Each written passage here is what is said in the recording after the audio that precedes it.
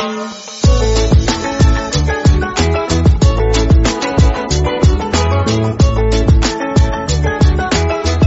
The lord. ప్రభువైన అయిన యేసుక్రీస్తు వారు ఈరోజు మనకు అందిస్తున్నటువంటి వాగ్దానం లూకా సువార్త 9వ అధ్యాయం 51వ వచనం. మీకు విరోధి కానివాడు మీ పక్షమున ఉన్నవాడే. విశ్వసించని గ్రామము. ఆయన పరలోకానికి వెళ్లే సమయం దగ్గర పడసాగింది. యేసు యెరూషలేము వెళ్ళాలని గట్టిగా నిశ్చయించుకున్నాడు. తన దూతల్ని తనకన్నా ముందు పంపాడు. వాళ్ళు ఆయన కోసం అన్ని సిద్ధం చేయాలని ఒక సమరయ పల్లెకు వెళ్ళారు.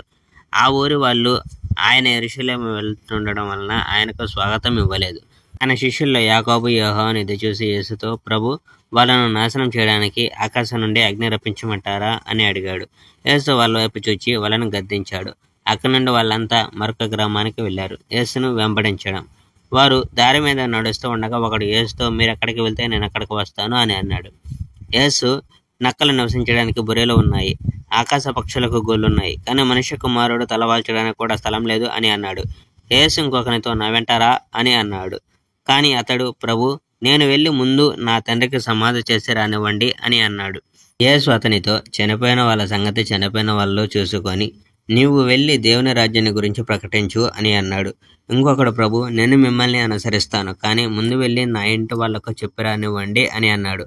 అందుకు యేసు, దున్నుటకు నాగలి పట్టుకొని వెనక్కి తిరిగేవాడు దేవుని రాజ్యానికి అర్హుడు కాడు అని అతనితో చెప్పాడు. Praise the Lord. May God bless our India.